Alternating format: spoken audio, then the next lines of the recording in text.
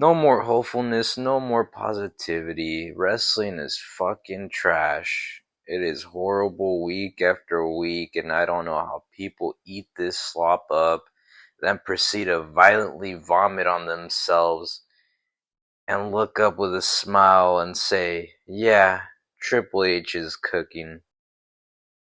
Let's get into Monday Night Raw. CM Trunks always looking for those cheap pops. Isn't it good to be alive and insert city name? I love you guys. You're the reason I returned to wrestling. Fuck out of here with that shit. Almost as played out as the what do you guys want to talk about? Gunther interrupts and just stares at him for like 5 minutes like he wants to kiss Punk rather than fight him.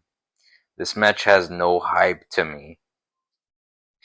Why can't they just build new stars? Stop relying on aging vets and build new stars. I'm crashing out. It is so ridiculous that a guy like Austin Theory is being buried because Vince McMahon chose him. Theory has so much potential and his prime years are being wasted by triple fraud. And speaking of that bald fraud, when he needs to build up matches for pay-per-views, he doesn't do it, but a rematch between Rusev and Sheamus on Raw, when you could have just built this up towards SummerSlam. And they still are. And on top of that, the match was flat, nothing compared to their barn burner a couple weeks ago. As far as Lyra, Bayley, and Becky, I just don't want to see anything with them anymore. It is horrendous. LWO, Joaquin Wilde and Cruz del Toro are the number one contenders for the tag team championships. Hey, at least they're pushing new faces. And how is it barely news that Grayson Waller and Austin Theory are no longer a tag team? Waller had already hinted at that months ago in online segments because they couldn't even get TV time to say that till now. And now here's Becky Hogan out here yelling and running out of breath every 10 seconds. So over this lady. She's just as overrated as Mercedes Moné. Just two has-beens that are clinging to the main event scene with every bit of pull they have left. No wonder ratings are dropping off a damn cliff. Why are Bayley and Lyra teaming up against the tag champs? We already know they don't like each other. And Bayley will most likely cost Lyra or get involved in that ridiculous no countouts, no DQ match that Lyra has against Becky at SummerSlam. And on to a match that could have been a really good TV match ruined by lazy booking as Io versus Stephanie ends in a DQ as Chelsea attacks Stephanie and a brawl ensues.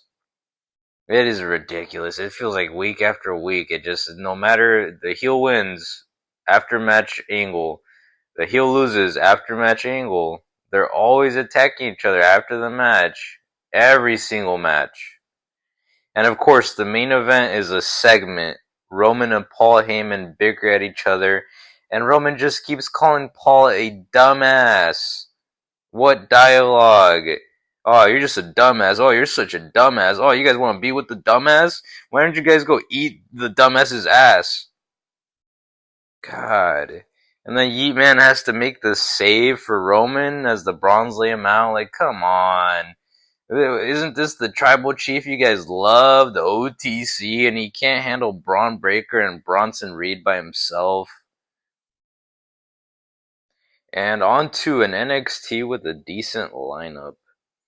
All we get is Ricky Saints jobbing to Jasper Troy, Ethan Page with the endless yapping and revealing a new Canadian version of the North American title, which just ends with Santino Marella challenging him for the title next week. Javon Evans has just been jotting into a notebook backstage all show and giving people advice, I guess. It ends with a pretty good triple threat for the NXT Championship as we have Obafemi, Josh Briggs, and Iwamura. Solid triple threat, but I mean, who really expected Briggs or Iwamura to win? Next, Dynamite. Dynamite opens up with Yuta jobbing to Hangman. After the match, Hangman beats him with a chain, possibly an injury angle, just writing off Yuta. FTR beats Jet Speed. Cope makes a deal with the Hurt Syndicate to get them to take out FTR for him, and they brawl after the match. What's new? Another brawl. Ospreay has a neck injury and will be out sometime.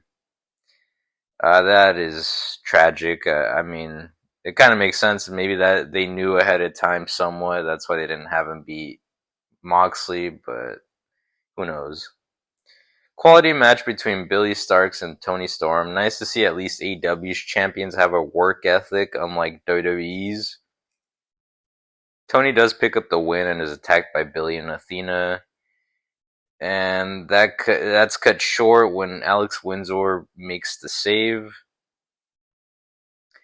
When are MJF and Mark Briscoe going to finally have a singles match? Another promo battle, but still no match official. Who really cares to see MJF go against Hangman for the world title at this point? I'd rather see other people challenge Hangman. Anyways, Hangman closes Dynamite by telling Moxley the rematch is set for next week's Dynamite, where no one is allowed ringside. Dumbass. Finally on to SmackDown. I'm not a fan of Chelsea Green, but damn, what the fuck are they doing to her? She was just US champion, and in 1 week she has jobbed to Nikki Bella and Jade Cargill. Fucking ridiculous. A TLC match for the SmackDown Tag Team Championships is made official for SummerSlam, but will consist of 4 teams. Sure, why not?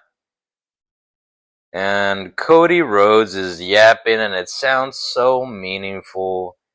And what do you know? I don't care. There is zero hype for Cena versus Cody twice in a lifetime. What is there really to look forward to with another face-to-face next SmackDown? They've said everything they can to each other. They have beat the crap out of each other a few times. There's nothing new to see between them other than a new champ. My 2 cents. Why are people eating up all this slop? Again, I will repeat. How are people okay with just watching rematches and rematches week after week? Fucking segments that just go on and on.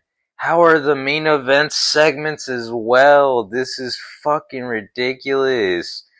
The wrestling this week was just mediocre entirely. And that was This Week in Wrestling. See you next week.